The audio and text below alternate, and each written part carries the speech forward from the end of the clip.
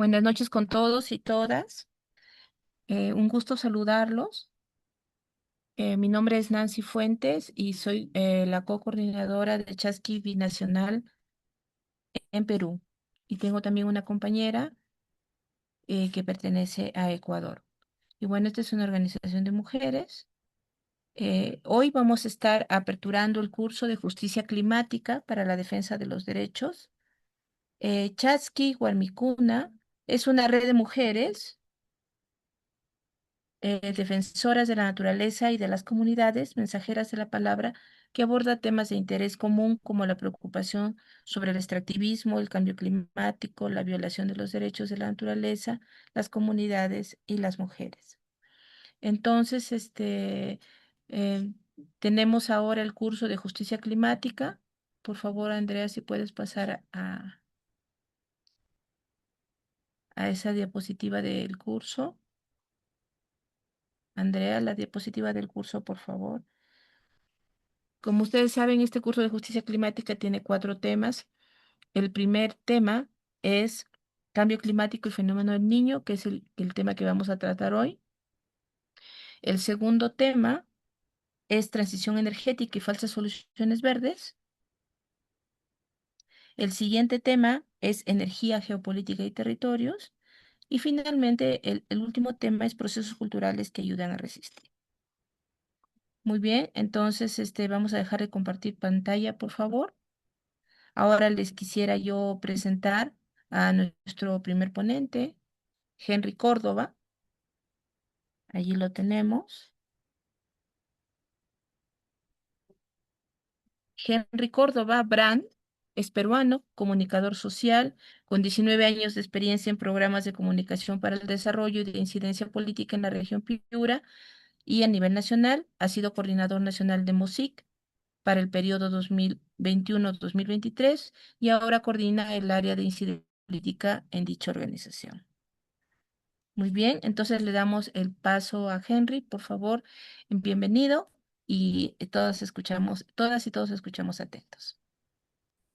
Gracias, muchas gracias y un saludo para todos ustedes, para todos y todas ustedes.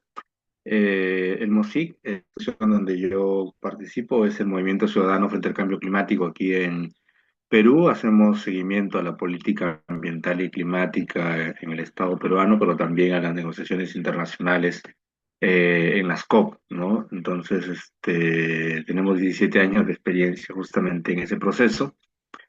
Y es importante, creo, que tengamos estos espacios de diálogo y de reflexión, precisamente en un momento en el que las condiciones del clima vienen variando y cambiando dramáticamente en los últimos años, en las últimas décadas, diría yo, para ser más exacto, ¿no? Todo lo que es y lo que significa las negociaciones internacionales avanzan demasiado lento frente a la velocidad en la que aumenta la temperatura en el mundo, en el planeta, y se presentan los diferentes impactos, sobre todo en los países y en las regiones más vulnerables, como lo son nuestros países, ¿no? Del sur global. Así que reflexionar en marco del cambio climático o la o la emergencia climática, como nosotros la venimos llamando ya en los últimos años, resulta trascendental. Yo he traído, voy a presentar, me avisan si es que se ve la presentación.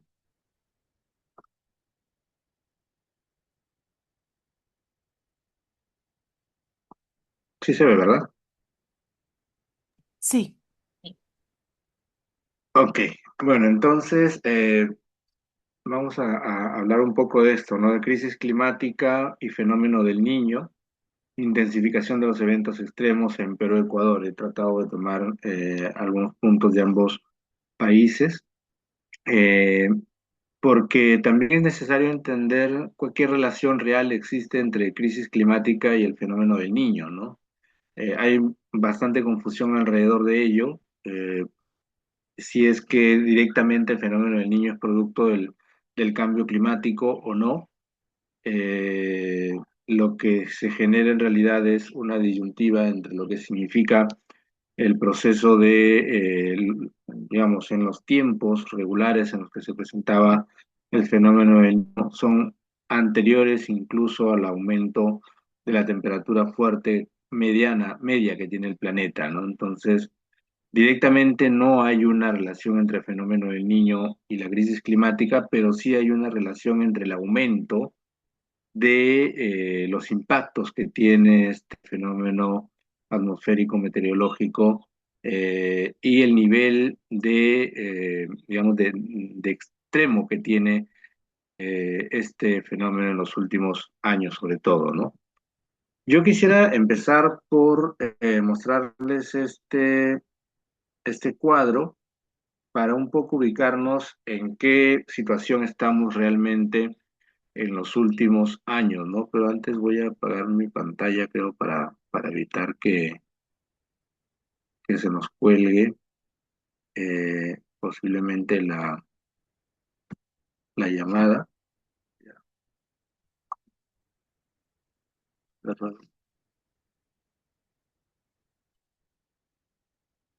mi pantalla aquí.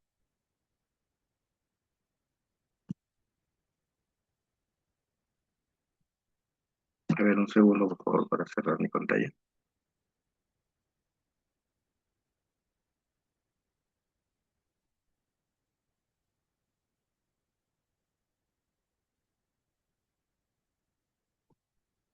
Ya, ahora sí.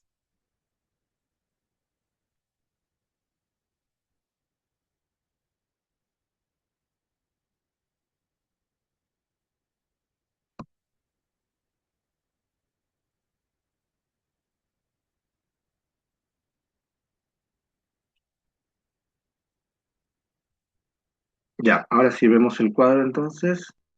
Este es un cuadro que más o menos refleja cómo ha sido la historia del clima de los últimos 500 millones de años, ¿no? Recordemos que el planeta Tierra tiene 4.500 millones de años de existencia.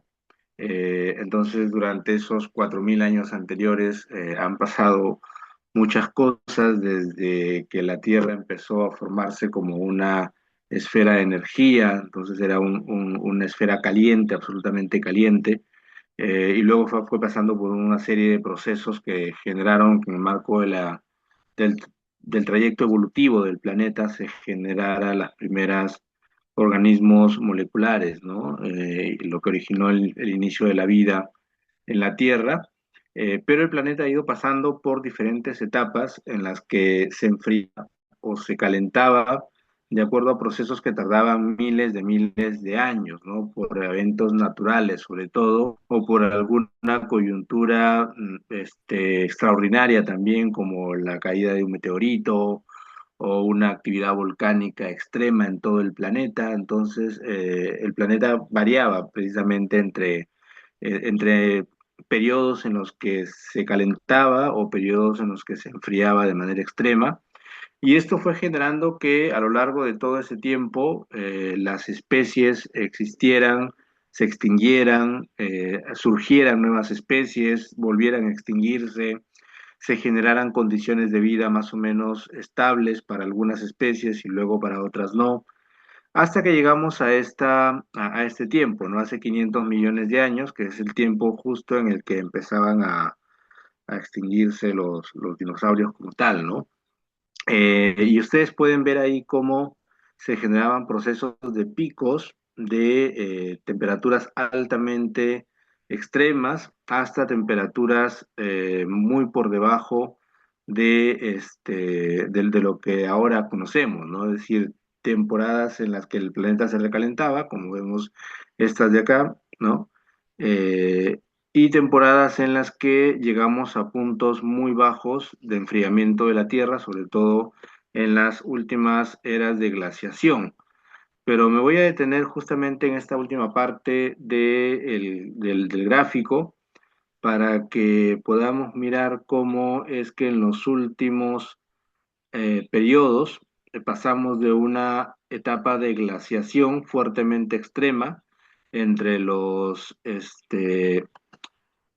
100.000 años hasta los 20.000 años por lo menos, ¿no? Que este periodo de glaciación empezó a retroceder y específicamente entre los últimos 15.000 años empezamos a notar un marcado equilibrio ecológico que fue lo que condicionó también todo lo que hemos vivido en el planeta Tierra en los últimos 15.000 años, cuando el último periodo de glaciación fue retrocediendo.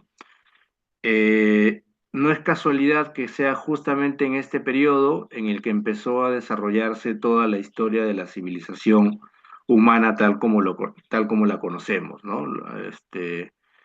Justamente en estos periodos es donde se da el tránsito entre lo que fue dejando atrás el encuentro entre neandertales y Homo sapiens, un poco más atrás, pero en este periodo es que conocemos nosotros la historia propiamente dicha de la historia humana.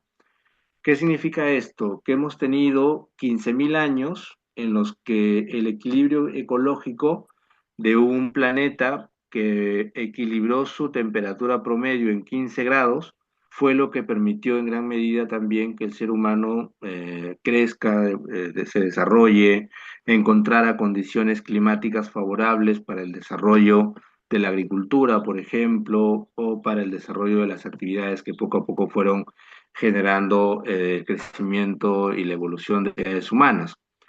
Este equilibrio ecológico que se ha mantenido en los últimos 15.000 años ha empezado a romperse en los últimos 250, ¿no? Como ustedes pueden ver al final, ya el punto rojo empieza a aumentar, porque ya no estamos en una temperatura promedio del planeta de 15 grados centígrados, perdón, 15 grados, sino que esta temperatura promedio ha aumentado por encima del 1.3, producto de toda la actividad de contaminación que se ha generado en el planeta a partir de la era industrial, ¿no? Entonces, ¿esto qué quiere decir? Que las condiciones climáticas en las que se ha desarrollado el ser humano han empezado a variar drásticamente y es por ello que encontramos una serie de anomalías, una serie de impactos que se vienen notando y viviendo en los diferentes territorios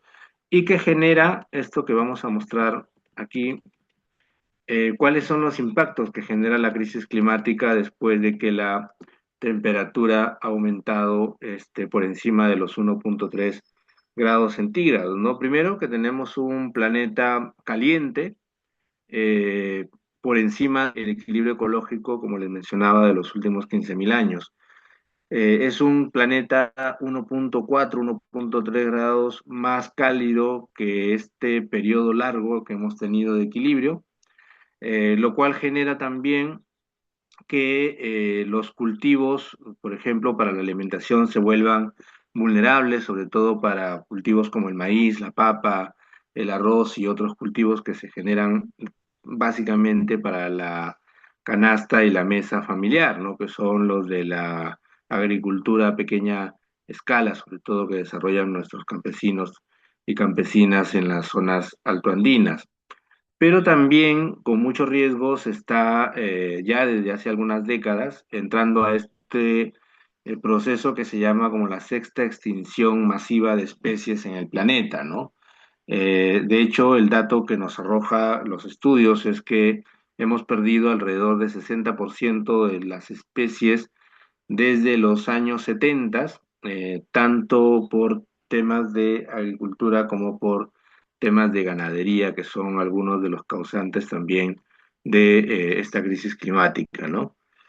Otro elemento o factor fuerte que tenemos como impacto a partir de la crisis climática es la pérdida de fuentes de agua, ¿no? De hecho, habrán escuchado ustedes en informaciones de hace un par de años, más o menos, que países como Venezuela declararon que habían perdido toda la cobertura glaciar que tuvieron alguna vez, ¿no? De hecho, ya Venezuela declaró que se quedó sin cobertura glaciar, pero en el dato concreto, por ejemplo, para el Perú, 56% de nevados peruanos han perdido su cobertura glaciar en los últimos años, con riesgo a que esto en los próximos 20 años se intensifique mucho más y lleguemos a 95% de cobertura glaciar perdida y eso impacta directamente en el acceso al agua, ¿no? Que es ya un tema complejo, complicado y difícil de atender,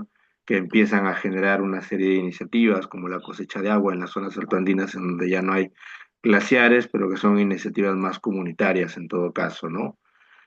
Otro tema que preocupa es el tema de la migración climática, eh, que se calcula más o menos en 20 millones de personas para los próximos 15 años también, sobre todo personas que viven en las zonas costeras, en las zonas marino-costeras o en las zonas en donde el friaje llega a temperaturas por debajo de los 0 grados y que genera también la pérdida de vidas tanto humanas como animales y de cosechas, ¿no?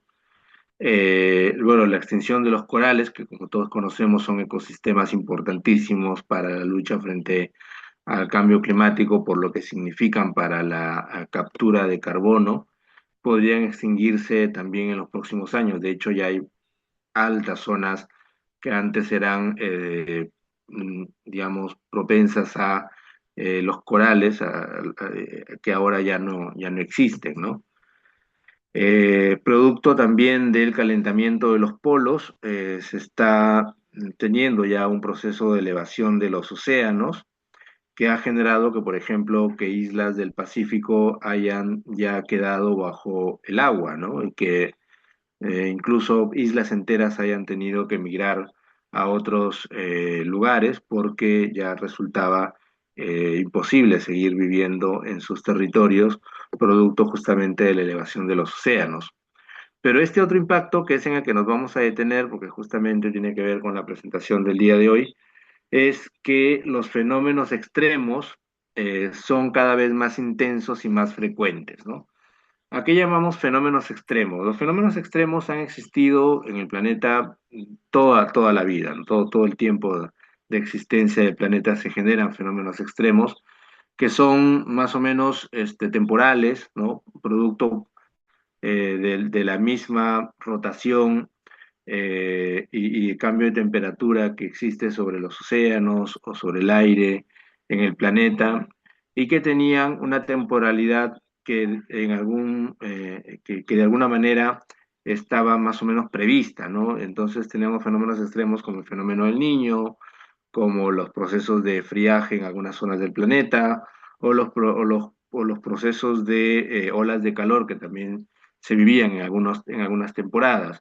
Lo que genera este proceso de cambio climático y de elevación de la temperatura promedio del planeta es que estos fenómenos se vuelven mucho más intensos y con una frecuencia mucho más, mucho mayor, ¿no? Es decir, cada vez los años entre la concurrencia de un fenómeno y otro se vuelve cada vez más cercano, ¿no?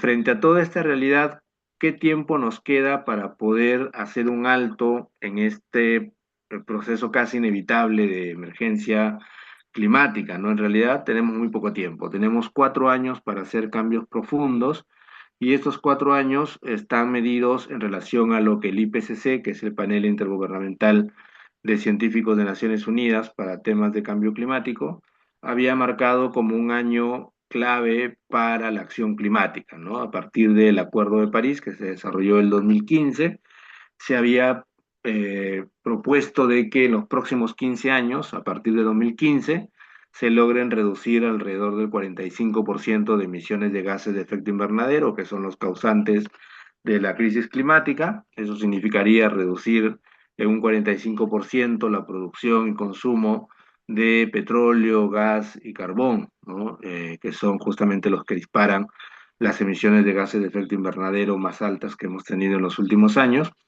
Y esa reducción del 45% de estas emisiones debería concretarse hasta el 2030, ¿no? Teníamos 15 años para cumplir esa meta, pero ya nos faltan 4 años y realmente la meta parece muy lejos de cumplirse porque los compromisos climáticos que han suscrito los países están muy lejos de concretarse también, sobre todo los compromisos que tienen que ver con los países más contaminantes y más emisores de gases de efecto invernadero, ¿no?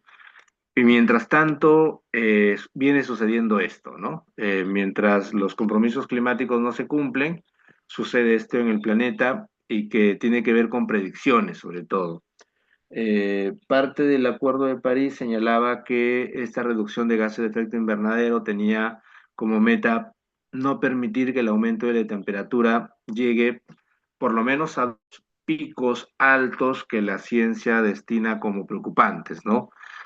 Que la temperatura promedio del planeta no avance 1.5%, 1.5 grados más de su temperatura promedio, es decir, los 15 grados, eh, y en el peor de los casos, que no aumente más de los 2 grados centígrados la temperatura promedio.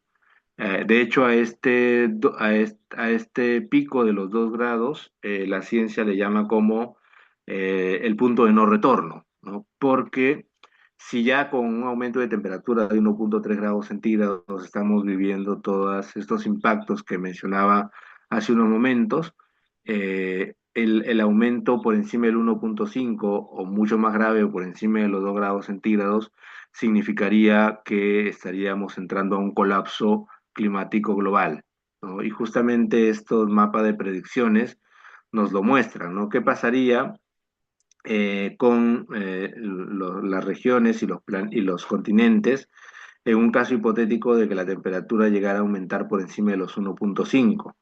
Primero que entraríamos a un proceso fuerte de desertificación, ¿no? Ustedes pueden ver aquí en la zona de América, sobre todo, si ustedes ven en la zona de países como Venezuela, Colombia, Ecuador, Perú, eh, estarían en una situación de aridez extrema y la zona amazónica empezaría también a perder su cobertura vegetal, con una posibilidad de que la temperatura aumente por encima de los 2 grados. Esto llega a ser mucho más álgido en las zonas de América y de la Amazonía, pero por encima de los 4 grados centígrados habríamos perdido toda la cobertura vegetal que la Amazonía nos entrega y estaríamos llegando a un proceso en el que resultaría casi imposible poder vivir en las condiciones climáticas que presenta esta realidad simulada, ¿no? Entonces, eso es un poco lo que genera preocupación, más aún cuando el secretario general de Naciones Unidas hace 3 años mencionó que si no tomábamos decisiones drásticas y claras para reducir las emisiones de gases de efecto invernadero, a fin de siglo podríamos llegar a un aumento de temperatura de 2.7 grados, lo cual marcaría una situación extrema, mucho más de la que vemos en el segundo gráfico, ¿no? Entonces, esa es la situación en la que estamos entrando en caso de la crisis climática. Algunos mencionan que ya el pico de los 1.5 entre el año 2025 y el año 2026 se llega en determinados momentos, y que esto después del 2030 estaríamos ya sobrepasando la meta, o perdón, el rango de los 1.5 grados por encima de la temperatura promedio del planeta. Esto significa evidentemente que ante el calentamiento, la temperatura, los fenómenos extremos como el fenómeno del niño estarían siendo cada vez mucho más recurrentes, ¿no? Pero en principio, ¿qué cosa es el fenómeno del niño entonces, no? Como les dije en un inicio, no hay una relación directa entre el fenómeno del niño y cambio climático, porque el fenómeno del niño ha existido mucho antes de que la temperatura empezara a subir por encima de los 1.5 grados, que era la temperatura promedio de los últimos 15 años, que en realidad el fenómeno del niño es un evento climático natural, ¿no? Que se caracteriza por el calentamiento anómalo de las aguas del Océano Pacífico, que se daba cada cierto rango de tiempo, lo cual generaba una alteración de la temperatura marina y que modificaba los patrones de viento y de lluvia a nivel global, pero sobre todo situadas en la zona del Pacífico y sobre todo frente a las costas de países como Ecuador y Perú. Entonces, lo que ha generado la crisis climática es que ha transformado el fenómeno del Niño en un evento de extremos exacerbados precisamente para nuestros dos países, ¿no? El Perú y Ecuador, como ustedes ven en este gráfico de imagen satelital, la temperatura aumenta sobre esta parte de la corriente del Pacífico, y esto impacta en las costas de nuestros dos países con un aumento extremo, condiciones de lluvias y de sequía en algunos casos, pero también sobre las condiciones que impacta en los cultivos, la pérdida de cultivos, el tema de salud, que también es un impacto directo del fenómeno del niño porque aumentan las enfermedades, y evidentemente también con la pérdida de infraestructura y la pérdida digamos, de daños económicos que genera fenómenos como estos, ¿no? Entonces, al transformar el fenómeno del niño, la crisis climática en estos extremos exacerbados, que justamente se da por el aumento sostenido de esta temperatura superficial del mar, altera todos los patrones meteorológicos, ¿no? Que se tienen más o menos calculados y previstos en las instituciones que hacen este seguimiento de los cambios y los patrones meteorológicos en el planeta. Que esa es otra cosa que suele pasar y que está pasando alrededor de este aumento de temperatura y del rompimiento del equilibrio ecológico que teníamos en los últimos 15.000 años, que todos los patrones de seguimiento, y de generar procesos de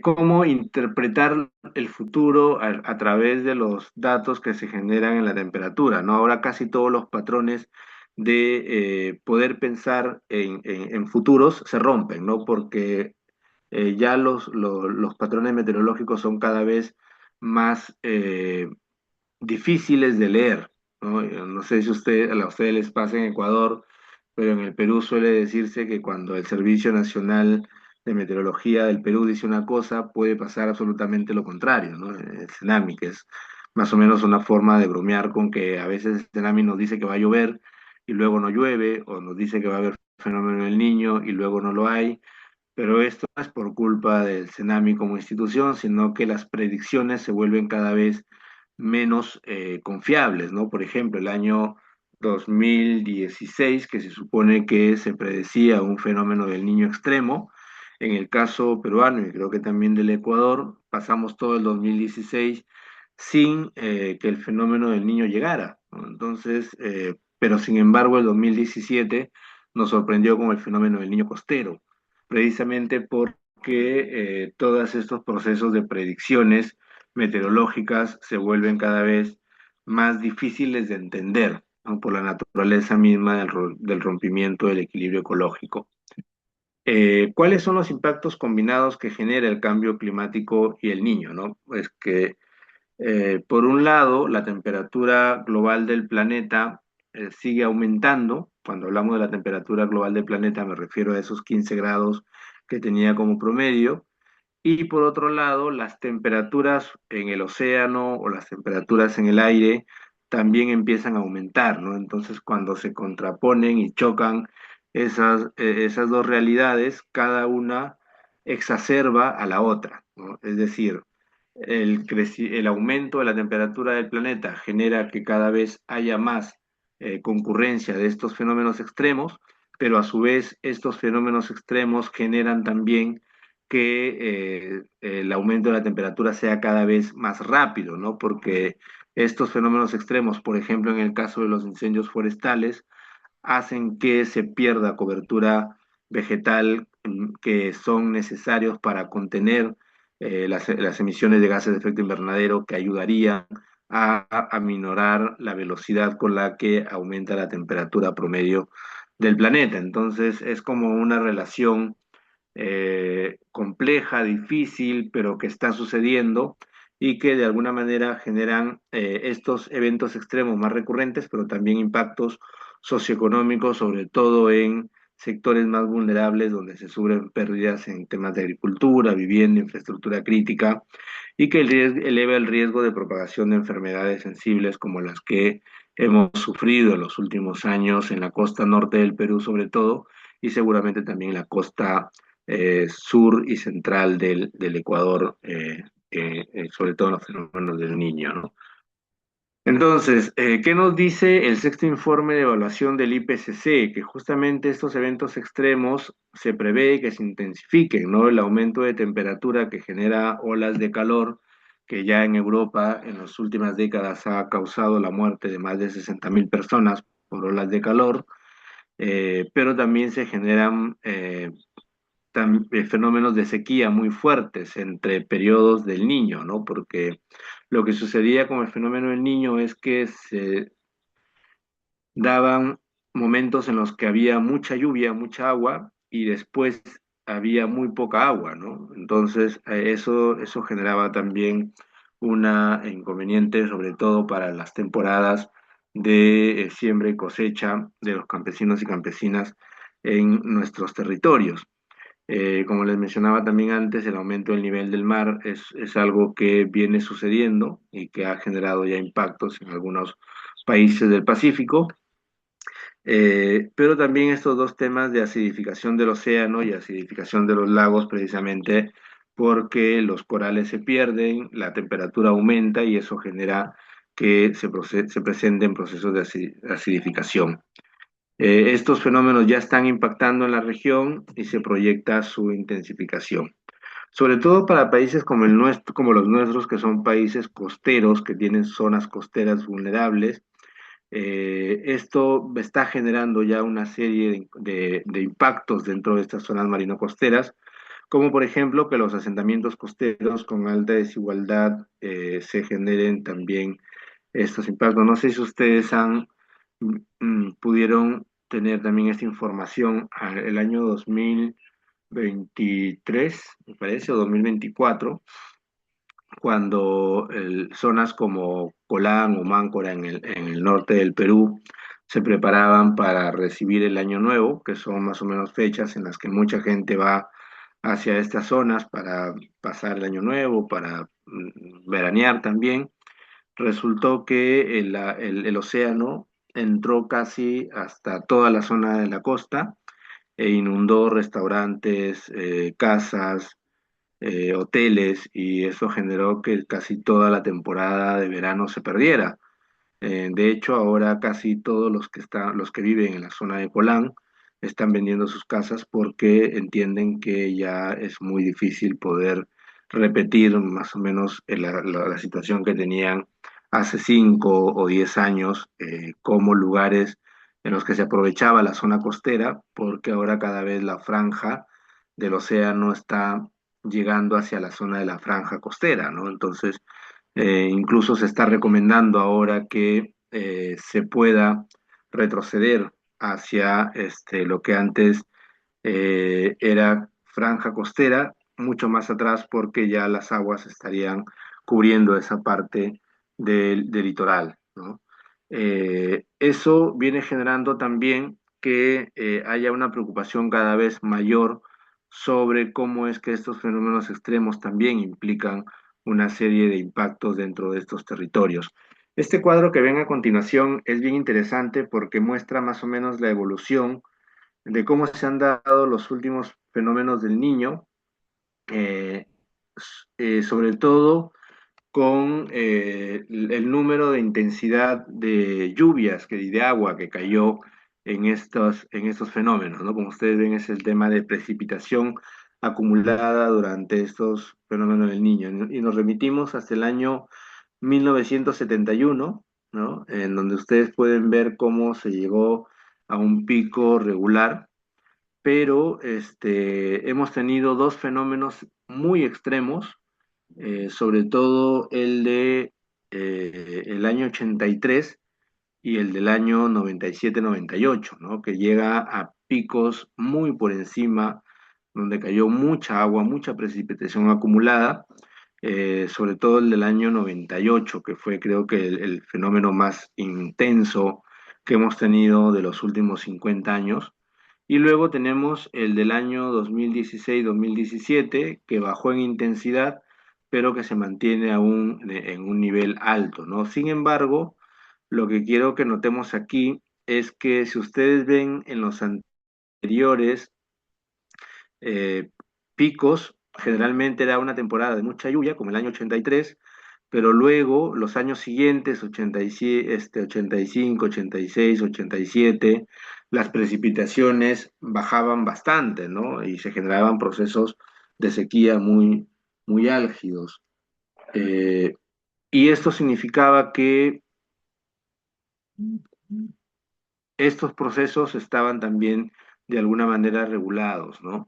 Sin embargo, ustedes pueden ver cómo en este último proceso las temporadas de precipitación se han mantenido más o menos regulares alrededor del año 2017.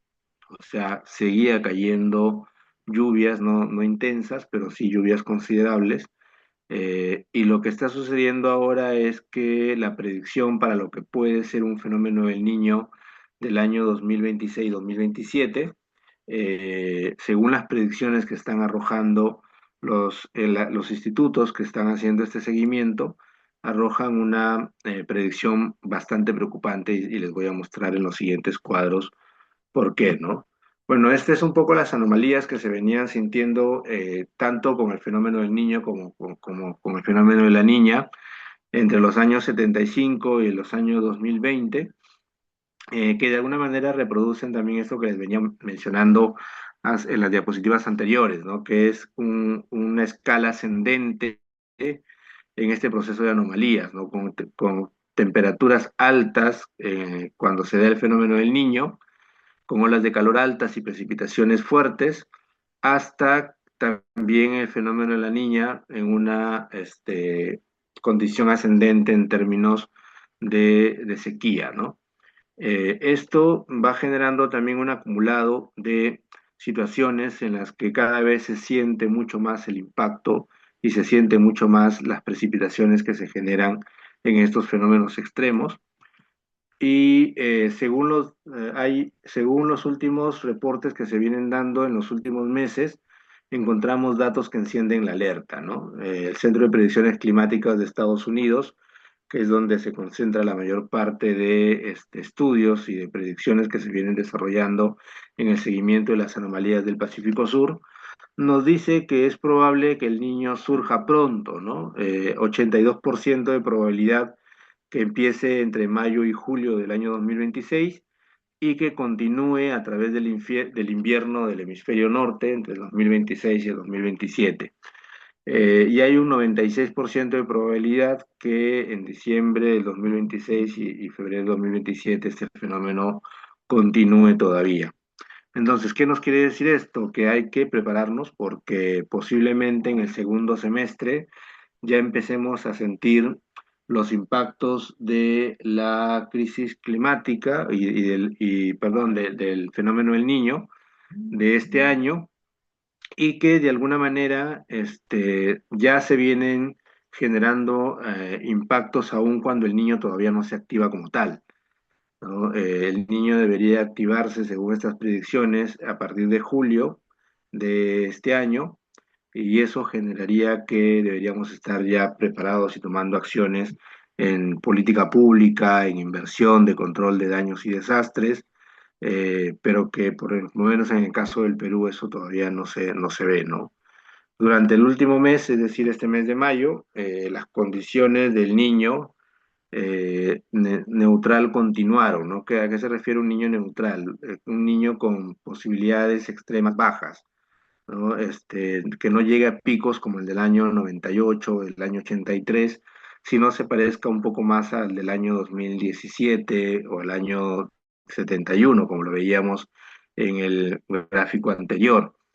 Sin embargo, digamos, estas predicciones tienen todavía una serie de limitantes porque, como les menciono, cada vez más las predicciones de los cambios atmosféricos pueden acertar o no pueden acertar, puede que tengamos un niño mucho más álgido porque la temperatura, como lo vamos a ver en unos cuadros siguientes, está generando que el calentamiento del Océano Pacífico del Sur esté teniendo un calentamiento mucho mayor que el de los últimos años. Este es un cuadro en el que ustedes pueden ver cómo la temperatura del mar frente a las costas de Perú, Ecuador y del Caribe empiezan a aumentar, a generarse una anomalía, como se denomina en estas predicciones.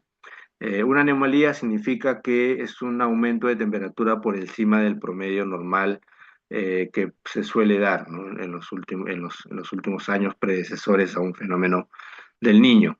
Entonces, esta temperatura empieza a ser cada vez más alta, lo que significa que vamos a tener un niño definitivamente entre el año 2026 o en el peor, o en el mejor de los casos, el año 2027 entre diciembre, enero o febrero, ¿no?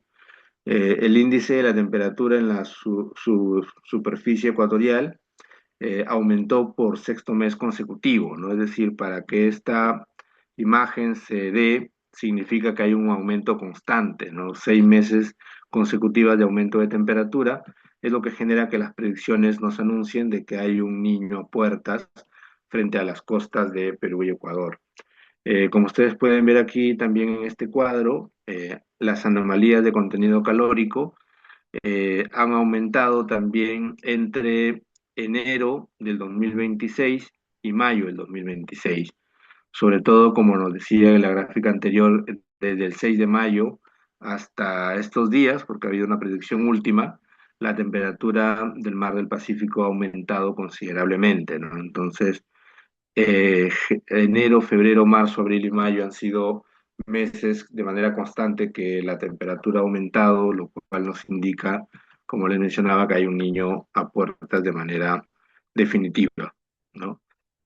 Entonces, este promedio del conjunto multimodelo que hace la predicción los institutos de Norteamérica, de alguna manera lo que nos están diciendo es que se favorece el desarrollo del niño posiblemente para el próximo mes, aunque también es posible que esto no termine de activarse en el próximo semestre, sino quizás hasta los meses de diciembre, enero y febrero, o que se mantenga hasta el invierno del 26-27 del norte del planeta, pero que es importante atender a esto que está en subrayado, ¿no? Porque aunque la confianza de que el niño surja como tal, ha aumentado, es decir, que se active un fenómeno del niño real, aún existe una incertidumbre considerable respecto a la intensidad máxima, ¿no? Lo que les decía un poco, que es posible que no llegue a los picos de intensidad como las del año 98 o la del año 83, porque básicamente ninguna categoría de intensidad ha superado una probabilidad del 37% de que llegue a una intensidad extrema, ¿no? Posiblemente vamos a estar hablando más de un fenómeno parecido al del año 2017, que igual causó una serie de impactos muy fuertes y que hasta ahora no logramos reconstruirnos, por lo menos en el norte del Perú. Eh, entonces, justamente los eventos más intensos del niño en el registro histórico se caracterizan por un acoplamiento significativo océano-atmósfera durante el verano, ¿no? Que es donde generalmente se sufren los impactos más álgidos del fenómeno del niño, sobre todo para lo que significa la franja costera ecuatoriano-peruana, que generalmente son entre febrero, marzo, en los momentos más fuertes en los que se viven las precipitaciones más fuertes también cuando se han dado estos fenómenos del niño. Este es un cuadro que un poco nos muestra la predicción eh, de cómo va aumentando la anomalía, ¿no? Si ustedes pueden ver aquí, entre abril, ¿no? Abril de este año es que empezó a hacerse cada vez más álgida las anomalías de aumento de temperatura. En mayo ha llegado a un pico importante, como lo reflejaba el estudio del Instituto Norteamericano, pero se prevé, y esto ya es predicción, no necesariamente puede ocurrir, ya les vuelvo a mencionar que los pronósticos y las predicciones son cada vez más difíciles de saber si es que son reales o van a pasar o no, pero se pronostica que entre mayo, junio, julio, esto empiece a aumentar cada vez más y si ustedes ven aquí, entre octubre, noviembre de diciembre de este año, el aumento de temperatura del Pacífico llegaría a más de 2,5 del pronóstico o del promedio real que debería tener una temperatura promedio del océano del Pacífico. Y que esto empezaría más o menos a normalizarse entre diciembre y enero, es decir, a normalizarse, a no seguir creciendo, ¿no? Sino a establecerse en ese pico entre noviembre, diciembre y enero del próximo año. Lo que significaría que ahí se establecería como el pico alto hasta donde podría llegar el nivel de precipitaciones que pueda generar este fenómeno del Niño. Ahora, este es el cuadro que sí viene preocupando un poco más, ¿no? Porque este cuadro nos muestra cómo se han dado las anomalías de temperatura superficial del océano en los años 82, 97, 2015 y 2026, ¿no? Es decir, el 82 antes del fenómeno del Niño del 83, ustedes pueden ver cómo el aumento de temperatura no era tan alto, no llegaba a ser un aumento, se focalizaba en algunos espacios del océano. A pesar de ello, el fenómeno del Niño fue fuerte, ¿no? El del año 97, ustedes van a ver que hay un aumento de temperatura, de un calentamiento del mar mayor. El del año 2015, el calentamiento del océano o de los océanos, para ser más exacto, empieza a ser mucho mayor, y esto básicamente se da no por el fenómeno del Niño en sí, sino por el aumento de temperatura a causa del fenómeno del Niño, perdón, del cambio climático, de la emergencia climática. Pero para el año 2026 el gráfico es este, ¿no? Todos los océanos se están calentando, sobre todo el océano que tiene el océano Pacífico. Si ustedes ven, los puntos rojos y negros más álgidos están en la zona del Pacífico, y frente a las costas de nuestros países eso empieza a calentarse mucho más. Esta que nos dice básicamente que ya tenemos un proceso de calentamiento global de los océanos, y que los fenómenos que pudieran presentarse este año y los próximos años pueden ser bastante impredecibles, pero cada vez más intensos posiblemente. Entonces, ¿qué nos toca hacer desde la sociedad civil o desde los espacios en los que nosotros actuamos como sociedad civil y también frente a los gobiernos? Se identifican básicamente cuatro pasos para elaborar medidas de adaptación, no solamente al cambio climático, sino también a los fenómenos extremos que se presentan en nuestros países, ¿no? La primera de ellas es conocer los peligros climáticos y cómo afectan a tu distrito o a tu región o a tu localidad, que es básicamente tener información de primera mano, ¿no? Que es muchas veces lo que nos falta. Deberíamos exigirle a nuestras autoridades, a nuestros sistemas de alerta temprana, que puedan darnos la información recurrente para poder estar alertas y poder tomar medidas con anterioridad, ¿no? Por ejemplo, ahora que se nos dice que el niño puede activarse en el segundo semestre, ¿qué hemos hecho durante todo el primer semestre para poder responder a este fenómeno? A partir de conocer estos peligros, hay que evaluar cuál es la vulnerabilidad que puede tener mi región, mi provincia, mi comunidad, ¿no? Es decir, qué tipo de impacto más severo va a sufrir mi territorio y mi localidad si es que este fenómeno se presenta, ¿no? En el tema de infraestructura, en el tema de cosecha de alimentos, de siembra y cosecha de alimentos, en el tema de salud. ¿Qué es lo que más me va a golpear para poder saber dónde es que tengo que poner todas mis baterías para poder responder a estos impactos? Porque justamente en el paso 3 es la identificación de cuáles son las medidas relevantes de adaptación que tengo que tener para mi localidad, ¿no? Lo que les mencionaba. Y el otro tema es, el cuarto punto es priorizar, ¿no? ¿Cuáles son la, las respuestas más prioritarias que tengo que tener? Por ejemplo, si en mi localidad, cuando viene el fenómeno del Niño, hay un incremento álgido de enfermedades como el dengue, por ejemplo, eh, debo priorizar el tema de salud mucho más fuerte que el tema de infraestructura, quizás, ¿no? Entonces, eso significa que tenemos que tener como el reconocimiento de estas cuatro pasos para poder saber cómo respondemos a estos fenómenos extremos como el que vamos a tener a puertas, ¿no?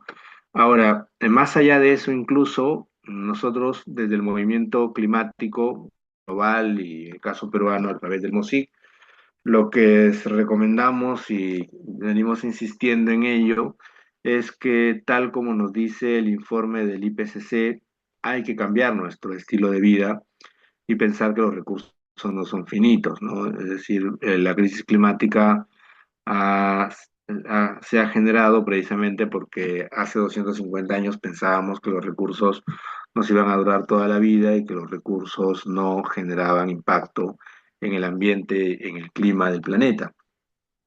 Pero sin embargo, ya desde el año 72, cuando por primera vez en Naciones Unidas se habló de cambio climático, sabíamos que esto nos iba a estallar en la cara y sin embargo los gobiernos y los decisores políticos no hicieron mucho por detenerlo, ¿no? Hasta que llegamos al Acuerdo de París, pero aún con el Acuerdo de París han pasado casi 11 años desde el Acuerdo de París y no se han reducido las emisiones de gases de efecto invernadero que necesitaríamos para que el aumento de temperatura promedio no sobrepase el 1,5.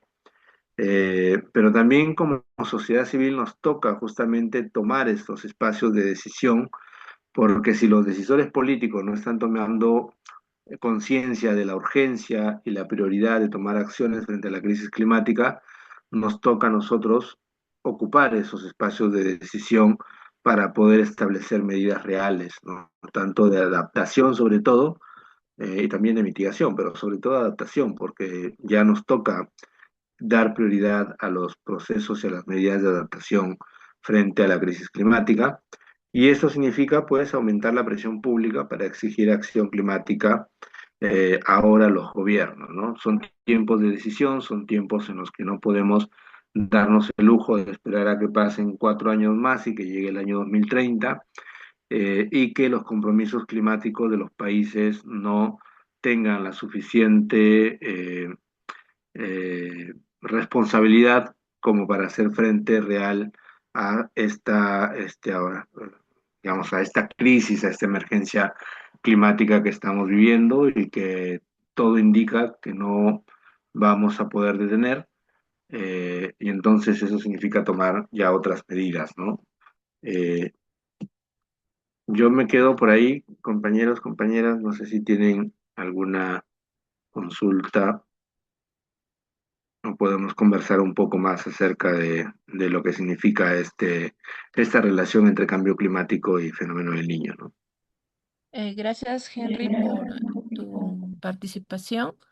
Ahora tenemos algunas preguntas en el chat. A ver, vamos a leer estas primeras que están aquí. Eh, bueno, a ver, un segundito. Hay una primera pregunta de Marta del Castillo Morey que nos dice si existen acuerdos internacionales para bajar las emisiones, qué hacer si existen gobiernos que niegan el cambio climático, como es el caso de los Estados Unidos, siendo estos países los mayores emisores. Sí, es una buena pregunta porque de alguna manera el Acuerdo de París, si bien es cierto, es un acuerdo importante, de hecho el acuerdo más importante en lo de cambio climático, y que ha sido suscrito por más de 198 estados, hay una debilidad en el acuerdo mismo, ¿no? Que el acuerdo de alguna manera sugiere y invoca que los países puedan presentar sus compromisos climáticos, pero como todos sabemos, el acuerdo no es obligatorio, o sea, el acuerdo no puede obligar a un país a cumplir con sus compromisos climáticos, de tal manera que básicamente se convierte en un ejercicio de voluntades, ¿no? Los países pueden o no cumplir con su compromiso climático y debe haber un tribunal global que de alguna manera tenga una sanción para estos países. Más allá de que incluso Estados Unidos no reconozca el acuerdo con Donald Trump, que es un negacionista, y que debería ser uno de los principales países en cumplir los acuerdos, pero por ejemplo, países como los nuestros, Perú, Ecuador, han presentado sus compromisos climáticos, pero sin embargo, si tú revisas cuánto lo han implementado, el porcentaje es bastante mínimo, ¿no? Estoy ocupada, ahorita estoy en una reunión que no. Para países como el Perú, por ejemplo, en donde el tema de la deforestación debería ser un tema inmediatamente álgido a solucionar, porque se ha dicho que para que el Perú cumpla con su compromiso climático debería disminuir la deforestación a cero. Esto no viene sucediendo, al contrario, cada vez se dan más permisos para deforestar la Amazonía. Entonces sí, pues es complejo pensar en que existen acuerdos, pero que estos acuerdos, como creo que alguien ha escrito ahí en este chat, no terminan de ser vinculantes. Entonces hemos pasado 11 años del acuerdo, no se han reducido las emisiones, al contrario, han aumentado porque estamos viviendo tiempos de guerra y la industria militar requiere de petróleo y requiere de gas y requiere de carbón. Entonces, al contrario, ¿no? Más bien han ido aumentando las emisiones. En el año 2019 llegamos a un pico de emisiones por encima de lo que se tenía antes del 2015, ¿no? Y después de la pandemia también hubo un pico de emisiones, ¿no? Entonces es muy difícil que lleguemos a cumplir la meta de reducir 45% de emisiones hasta el 2030.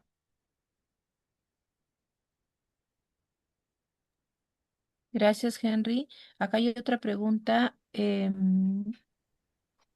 dice, ¿el fenómeno del niño afecta con mayor intensidad a la zona costera?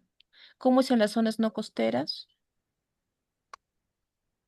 Sí, los impactos se viven más en las zonas costeras porque es donde se registran los picos de precipitación, ¿no? Y los picos de precipitación de alguna manera generan que haya destrucción de infraestructura, se presenten cuadros de enfermedad mucho mayores, como el tema del dengue, que creo que es uno de los que más se presentan en nuestras zonas, entonces la salud se ve afectada, pero en las zonas no costeras también se impacta el tema del alimento, ¿no? De la alimentación, porque también se genera un cambio digamos, en el tiempo en que los campesinos y campesinas destinan para la siembra y para la cosecha de sus alimentos. Entonces ahí también vemos un impacto, pero de manera, digamos, visual, los impactos más grandes sí se viven en las zonas costeras, en las zonas marino costeras.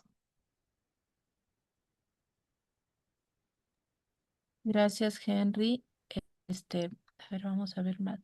Disculpen que no les reactivemos el audio, pero por la cantidad de participantes no lo podemos hacer.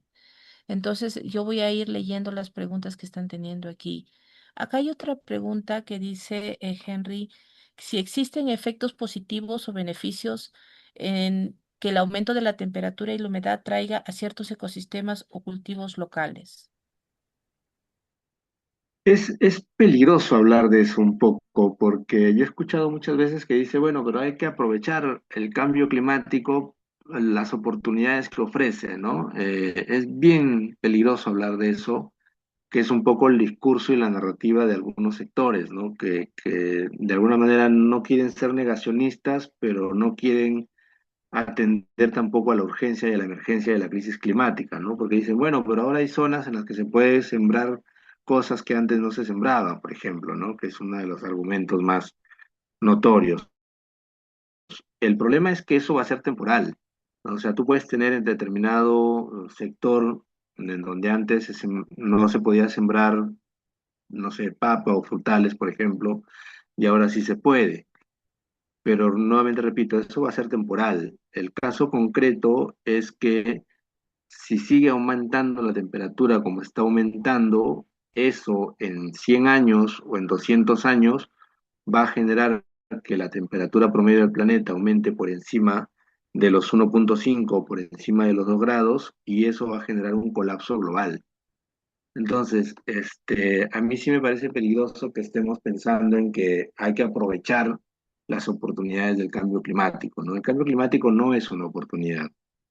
El cambio climático es un proceso por el cual se ha roto el equilibrio ecológico del planeta de lo que se ha mantenido estable durante 15.000 años, como les mostré en la primera gráfica, y eso apunta a que mientras más aumente la temperatura, vamos a perder especies, vamos a perder cobertura vegetal, vamos a perder bosques. Es decir, yo recuerdo las palabras del ecólogo Ernesto Ráez acá en Perú, que decía que si esto sigue como está, en los próximos 30 o 40 años, la Amazonía, tal y como la conocemos, puede terminar siendo una sabana, ¿no? Y el día que la Amazonía se convierte en una sabana, toda América del Sur va a colapsar.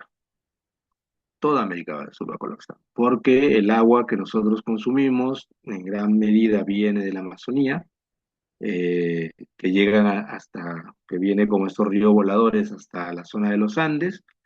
En las zonas, en los Andes se precipita y se forman o los ríos, o los nevados, o los pajonales, en el caso de los ecosistemas de páramos andinos, y eso genera que todos tengamos acceso a agua. Si eso no sucede, simplemente vamos a tener territorios en los que no vamos a poder vivir. Entonces, tú puedes tener 10, 20, 30 o 40 años de aprovechar esas oportunidades que te generan lo que ahora significa estos nuevos ecosistemas o nuevos terrenos en los que se puede sembrar y cosechar, pero a la larga eso no va a ser sostenible. O sea, el aumento de la temperatura lo que va a generar es un colapso de casi todos los territorios en el planeta para poder vivir.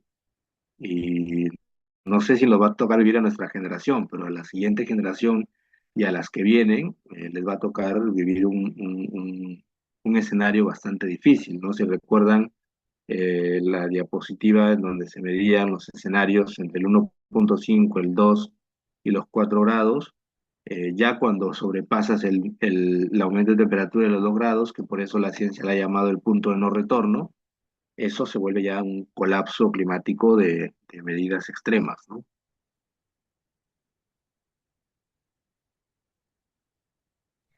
Gracias, Henry. Bueno, ay, nuestros amigos que están participando tienen varias preguntas, ¿no? Entonces, vamos a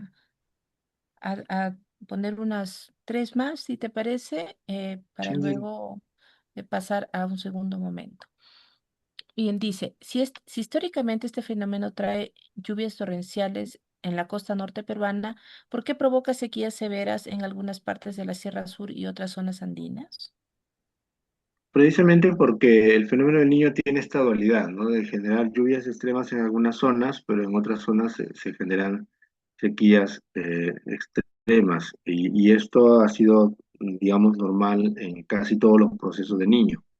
Pero no solamente en las zonas altoandinas, sino que, como también veíamos en uno de los gráficos, generalmente lo que sucedía era que se había un fenómeno del niño, por ejemplo, el año 83, los próximos años venían años de muy poca precipitación, pero de extremadamente poca precipitación. Entonces, digamos que ante la arremetida de mucho caudal de agua que se generaba en estos años, le seguía años de poca precipitación lluviosa, ¿no? Entonces, digamos que ahí teníamos como un proceso más o menos normalizado, ¿no? El problema es que ahora todos los procesos normalizados ya no lo son.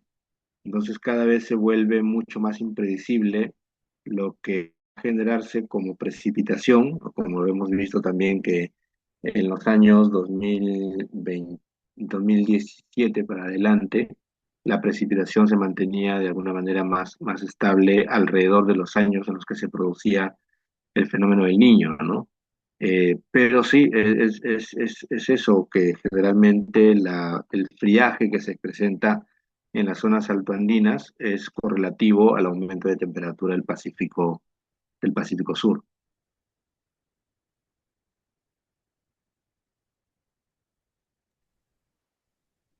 Aquí también preguntan, dicen, también mencionan que el aumento en la urbanización, principalmente donde se usa concreto y asfalto, empeora el cambio climático.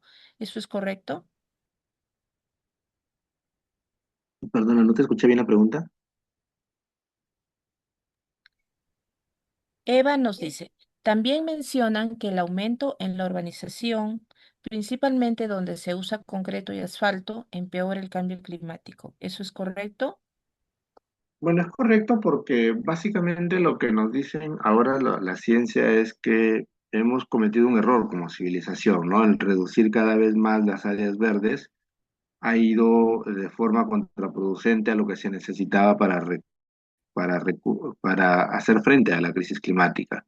De hecho, Liliana Miranda, que es una de las autoras líderes del sexto informe del IPCC en el Perú, lo que recomienda ahora es que plantemos árboles en todos los lugares donde sea posible. En el caso de Lima, por ejemplo, es impensable e inimaginable cómo las autoridades reducen cada vez más las áreas verdes para aumentar áreas de concreto. En Lima, que es una ciudad en donde las olas de calor han aumentado en los últimos 10 años, hay proyectos para retirar 40.000 hectáreas, 60.000 hectáreas de bosque urbano, lo cual es una locura, ¿no? Porque son estos pequeños bolsones de bosque urbano lo que podrían permitir a una ciudad como Lima tener por lo menos algunos contrapesos para resistir a la crisis climática, ¿no? Al contrario, lo que debería ser una gestión pública más o menos razonable es que las ciudades se conviertan en áreas en las que recuperar zonas verdes debería ser la prioridad.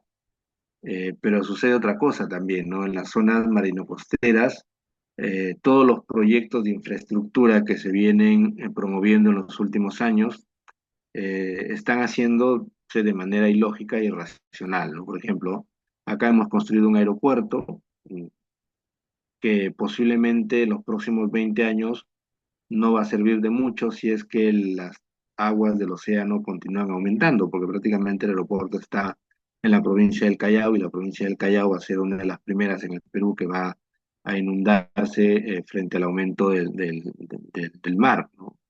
Igual pasa con todos los proyectos inmobiliarios que se plantean para la zona marino-costera, tendrían que repensarse, ¿no? Porque nuevamente la franja costera y de playa que antes se tenía va a retroceder porque el mar va a ocupar esos espacios. Entonces todos sabemos que hay una,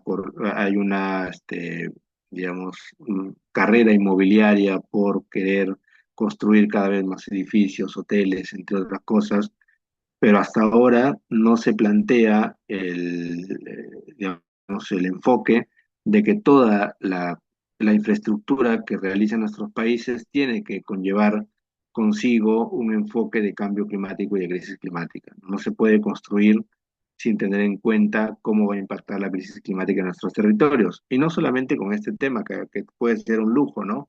Pero, por ejemplo, nuestras viviendas, cómo nuestras viviendas van a poder ser acondicionadas para poder resistir aumentos de temperatura fuertes.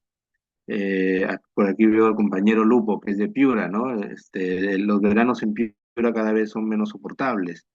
Y eso va acompañado además con restricciones de agua, ¿no? Entonces tienes aumento de temperatura por un lado y restricciones de consumo de agua para las familias por otro lado. Pero el IPCC también establece que la temperatura promedio que una casa debe tener para más o menos vivir bien es de 18 grados. Pero si el cambio climático nos dice que la temperatura aumenta y hay muchas familias que, por ejemplo, tienen sus casas con calamina, imagínense la cantidad de aumento de temperatura que va a sufrir esa familia, ¿no? Entonces, eso es otra cosa que las autoridades locales no están viendo, cómo generar viviendas o cómo hacer toda una campaña de viviendas que puedan soportar al aumento de temperatura que vamos a tener en los próximos años y que de hecho cada año aumenta más. Eso es un poco lo que no se está viendo en el tema de ciudades, ¿no? Ciudades para el cambio climático, ciudades sostenibles para la emergencia climática que ya la tenemos presente, que no nos damos cuenta, lo sentimos como algo normal, pero que en realidad nos va a traer fuertes complicaciones para la vida del día a día, ¿no? Gracias, Henry. Ya para terminar, solamente acá las preguntas de Lupo. Una que son comentarios y preguntas. Dice, los agricultores de San Lorenzo en Tambo Grande están muy preocupados por la floración de sus frutales. Ahora requieren una temperatura de 13 grados, pero no baja de los 16 grados. Y dice también afecta a la economía. Los comerciantes de Gamarra en Lima manifiestan que perderán alrededor de 40 millones de soles por falta de venta de los artículos para el frío. Sí, Y claro. bueno, y antes de que nos contestes, les agradecemos a todos los participantes por sus preguntas. Ya luego, te comprometo, Henry, acá delante de todos, de que te voy a pasar las preguntas que faltan responder para Ujú. que por favor nos las puedas responder y poderlas colocar también en el drive que vamos a tener, en donde compartimos con ustedes varios materiales, hay audios, videos y textos, en donde ustedes pueden ahondar más el conocimiento acerca del cambio climático. Sí, claro, con todo gusto. Mira, lo que decía Lupo es cierto, ¿no? Esta falta de predicción genera pérdidas económicas muy fuertes. De hecho, a veces hablar con los gobiernos es hablar en términos económicos, ¿no? Porque los gobiernos todavía no están entendiendo el tema de la urgencia y la prioridad para dar respuestas a políticas públicas que enfrenten el cambio climático de manera real, ¿no? Pero cuando tú les dices que proyecciones económicas como los que ha lanzado la CEPAL en los últimos años, en los que menciona que si no se toman medidas frente al cambio climático, el PBI de los países como los de América Latina van a retroceder entre el 10% y el 20% después del 2030. Entonces, a veces los gobiernos empiezan a tomar atención cuando se les habla en términos económicos, ¿no? Pero más allá de la macroeconomía, también existe un tema de la microeconomía, de campesinos, de productores locales, que se preparan para temporadas en las que se supone que, como dice Lupe, en el caso de Gamarra, son pequeños productores de ropa, ¿no? Que generalmente hacen estas ventas de temporada, ¿no? Que se supone que cuando en Lima el invierno llega, pues la gente va a comprar chompas, casacas, etcétera. Sin embargo, estamos ya terminando el mes de mayo y algo que casi creo que nunca había ocurrido en Lima es que la temperatura siga alta, ¿no? La gente se pone una chompa y se la quita porque no aguanta el calor. Entonces, claro, eso genera que haya menos compra para estos productores locales y es una afectación económica para cientos de familias que viven de esta actividad. Pero lo mismo sucede con pescadores artesanales, por ejemplo, ¿no? Que ante el aumento extremo y cada vez más recurrente de los fenómenos del Niño también ven mermada su actividad de pesca artesanal porque el calentamiento del océano hace que especies de peces se trasladen hacia otros mares más fríos, ¿no? Que son su hábitat natural. Entonces, es una sucesión de impactos, digamos, que va desde la economía local, la salud, la alimentación, la infraestructura, el día a día, ¿no? Es decir, no sé cómo lo están viendo ustedes, pero trabajar en situaciones de temperatura extrema es muy difícil, o a los estudiantes que van a los colegios que son de calamina y estudiar en estas condiciones es muy difícil también, ¿no? Entonces, no existe eh, digamos, una toma de decisiones que pueda tener en cuenta lo que les decía, ¿no? El enfoque de cambio climático para todas las decisiones que debamos tomar en nuestras vidas y en las políticas públicas que los gobiernos nacionales, locales y regionales debieran emprender para los próximos años. Gracias, Henry, gracias por tus respuestas. Hay, bueno, hay mucho más comentarios de los compañeros y las compañeras que están participando. Ahora agradecería que se pueda colocar un pequeño videíto que es así como de un par de minutos. Eh,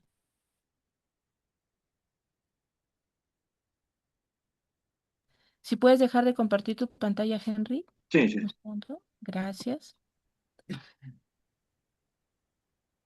Muy bien.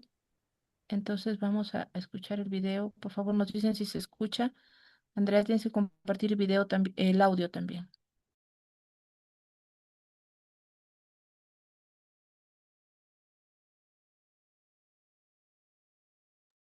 No se está escuchando.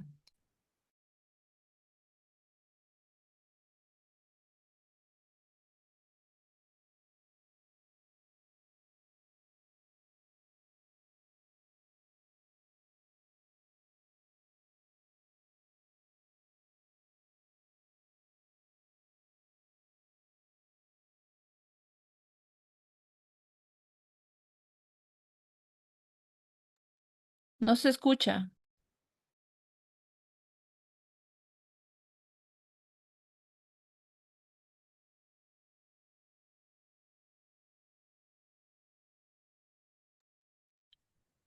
Bueno, mientras vamos viendo el video, pero que no se escucha, entonces le vamos a dar el paso a nuestra compañera Carolina, que es la segunda ponente, para ver si es que ella tiene algunas cosas más que complementar en función a lo que ya se ha expuesto.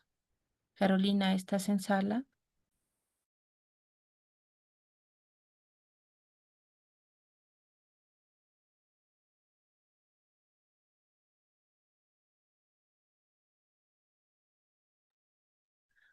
Bueno, Carolina no se encuentra en la sala. A ver, voy a tratar yo de compartir desde mi cuenta. Un segundo.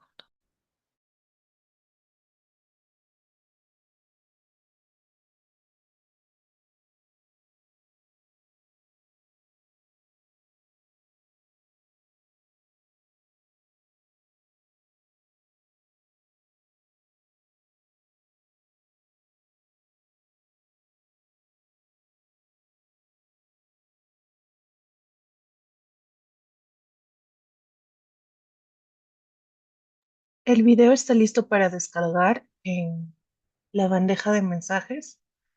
Igual nuevamente voy a intentar compartir a ver si se escucha.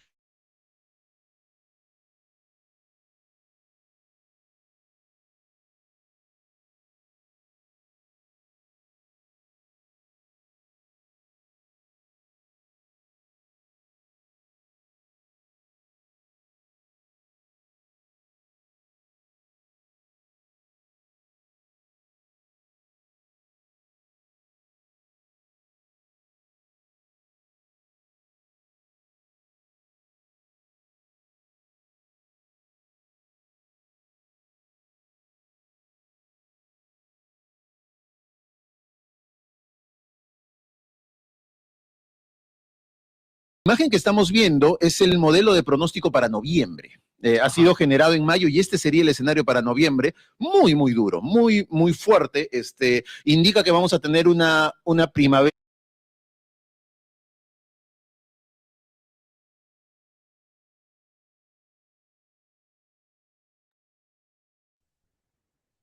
De nuevo, por favor, porque se había Sí cortado. se escucha, pero sí se escucha. Sí.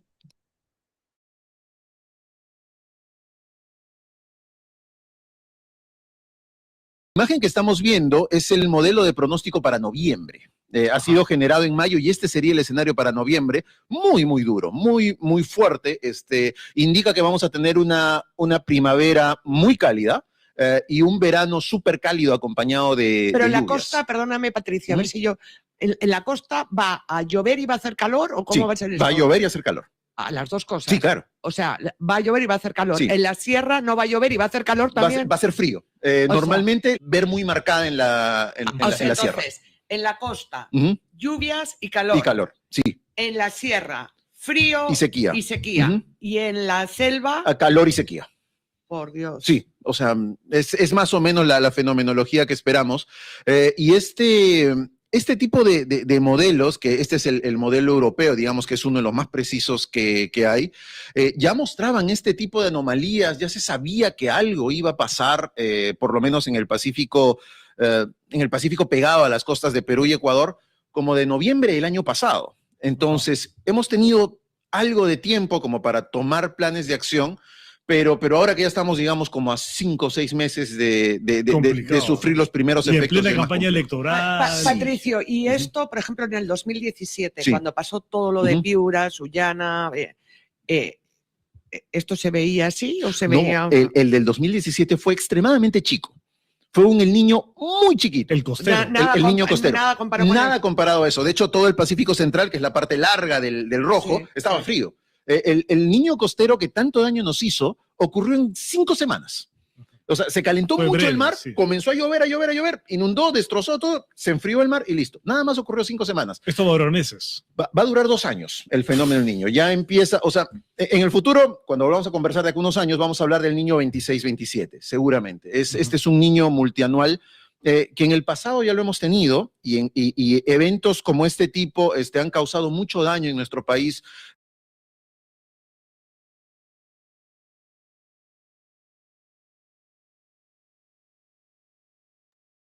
Muy bien, muchas gracias. Gracias por compartir entonces este día. No sé si Henry tengas algún comentario también de este video que hemos pasado, porque hay muchos medios a nivel internacional, nacional, tanto en Perú como en Ecuador, que están ya mencionando el super niño, ¿no? Entonces hay este tipo de comentarios, ¿no? Que no sé, a veces me parece que fueran algunos muy alarmistas, otros que sí están, digamos, vinculados mucho a la realidad. ¿Y qué es lo que Sí, se recomendaría de poder hacer? ¿Qué podemos hacer desde las comunidades indígenas, campesinas, sin esperar mucho lo que hacen los gobiernos, ¿no? Porque ya sabemos que los gobiernos finalmente no, no hacen mucho, ¿no? En este momento. Y generalmente no abandonan al pueblo. Entonces, ¿qué puede hacer las comunidades? Y también de acá darles un saludo a los compañeros y compañeras que están, porque no solamente están, Henry, personas de Perú y de Ecuador, sino también hay de diferentes lugares de Latinoamérica. Em, y bueno, sí, en agradecerte principio, también por tu tiempo. Sí. no, gracias a ustedes. En principio, un saludo para todos y todas los compañeros, compañeras que están en la llamada. Creo que el video refuerza un poco lo que veníamos diciendo, ¿no? Esta idea de que es posible que este niño empiece a activarse en el segundo semestre y se sienta con mayor fuerza a partir de diciembre, enero y febrero del próximo año, que le da esa característica que mencionaba el especialista de multianual, ¿no? Eh, Sin embargo, también recordar que estas son predicciones, ¿no? Es decir, predicciones que se asumen a partir de datos que se recogen de la medición de la temperatura del océano. Estas predicciones muchas veces pueden reducirse en los próximos meses porque ahora digamos que la meteorología y los cambios drásticos que genera justamente el cambio climático vuelve cada vez impredecible lo que pueda pasar de aquí a 3 meses o 4 meses. Entonces, si bien es cierto, hay que tomar medidas urgentes, también es cierto que es posible que todo lo que venimos diciendo desde las predicciones puede que no sean reales, ¿no? No es que sean alarmistas, sino que se basan en datos concretos recogidos a partir de la medición de temperaturas. Yo sí creo que este año el fenómeno del niño va a ser un poco más álgido. Si bien es cierto, los datos que presentaban también mencionaban que hasta ahora la posibilidad de que sea un niño de mayor intensidad está todavía en un 37%. Posiblemente pueda ser un poco mayor en intensidad que el del 2017, pero quizás no llegue a los niveles máximos del año 98 o del año 83. Lo que no quiere decir que los impactos van a ser muchos, ¿no? O sea, como él decía, el del año 2017, que fue un niño pequeño, generó muchos impactos y muchas pérdidas en la costa de nuestros países, sobre todo. Yo creo que lo primero que hay que hacer es estar atentos a la información. Y para eso creo que espacios como estos podríamos generar redes de información para poder tener información de primera mano según cómo vaya evolucionando entre junio, julio, agosto, septiembre hasta diciembre, cómo vaya evolucionando la temperatura del océano. Otra cosa que hay que hacer, que lo mencionaba en los 4 pasos que les mencioné, es primero, teniendo esta información, saber dónde me voy a impactar más, ¿no? Como ustedes vieron en el video, si es que vivo en zona costera, voy a tener mucho calor y mucha precipitación. Entonces hay que prepararse para eso, esa va a ser mi prioridad. Si vivo en zona andina o alto andina, voy a tener frío y voy a tener poca precipitación o casi nula precipitación. Y si alguien vive en zona amazónica, va a tener mucho calor, pero alta precipitación. O, perdón, frío y poca precipitación. Entonces, teniendo en cuenta lo que significa para cada territorio el fenómeno del Niño, tengo que tomar decisiones, ¿no? Tengo que ver cómo hago para que mi casa, si está cerca de un cauce de un río que posiblemente se va a desbordar, tengo que tomar decisiones frente a ello. Si soy un campesino o una campesina y posiblemente también el río se desborde y afecte mi cosecha, tengo que tomar acciones frente a ello, ¿no? Posiblemente el gobierno no lo va a hacer, pero tenemos que hacer en esfuerzos comunitarios o también demandarle a la autoridad que haga lo que tenga que hacer. Y eso significa participar en espacios de diálogo con las autoridades locales, ¿no? Eh, ya sabemos que para el caso de Ecuador y Perú se le está haciendo poco caso a la emergencia climática, pero de alguna manera tenemos que organizarnos, ¿no? Y creo que el tema de organizarnos es un tema central también para poder hacer incidencia en la urgencia y en la prioridad que necesita este momento, el fenómeno extremo que nos viene ahora, pero también el caso mayor del cambio climático para el cumplimiento de los compromisos climáticos de cada uno de nuestros países, ¿no? Sobre todo para temas de adaptación, que es lo más urgente que tenemos que hacer. Entonces, sí, yo les recomendaría eso, ¿no? Que redes de información, organización, acción frente a cómo sentimos que nos va a impactar este fenómeno extremo en los próximos meses y tomar las decisiones que nos corresponden y exigir las decisiones que les corresponden a las autoridades. Gracias, Henry. Yo quería nomás compartir con ustedes un segundo. Nosotros desde Chasqui hemos hecho esta guía, ¿no? Esta guía que es muy modesta, pero que bueno, puede ayudar para que ustedes puedan tener algunas ideas de cómo hacer frente a lo que se viene, ¿no? Entonces, acá tenemos en esta, por ejemplo, acciones en el territorio y en el campo, proteger y reforestar los bosques, practicar agricultura agroecológica, conservar fuentes y cuencas de agua, reducir la quema de residuos y pastizales, esto en el territorio, ¿no? En el hogar y la comunidad, energía limpia, menos residuos, movilidad sostenible.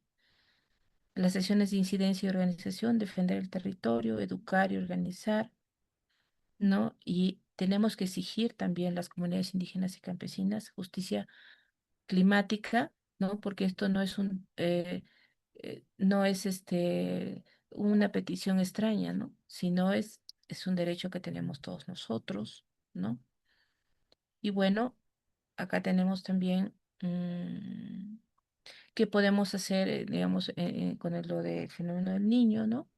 Tenemos que estar informados, como mencionaba Henry, es muy importante ver reservas de agua y alimentos, ¿no? Ahora que te he escuchado, Henry, y también escuché este pequeño video, estoy bastante preocupada, ¿no? Porque entonces, si decimos que en la sierra en donde yo vivo, ¿no? Que es la sierra norte del Perú, va a haber sequía y frío, entonces va a haber carencia de alimento y agua, ¿no?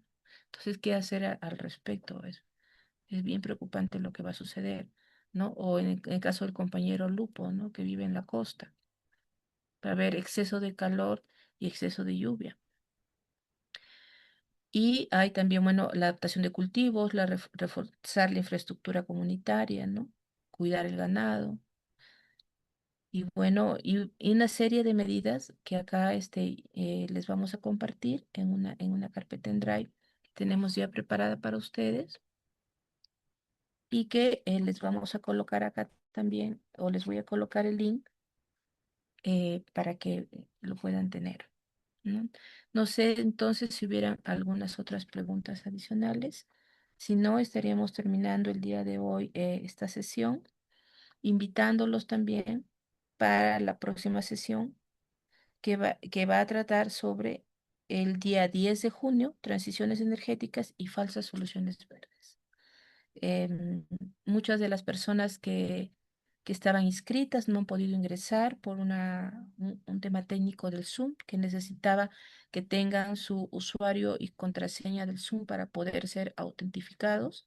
Y eso es con la finalidad de que estas reuniones sean seguras, ¿no? Que todas las personas que participemos sepamos quiénes somos, de dónde somos, para poder tener mayor seguridad también en este tipo de reuniones que son reuniones grandes, ¿no? Entonces, ya vamos a estar pidiéndole a los compañeros y compañeras que no han podido participar que tengan su usuario, su contraseña, para que en la próxima oportunidad lo puedan hacer.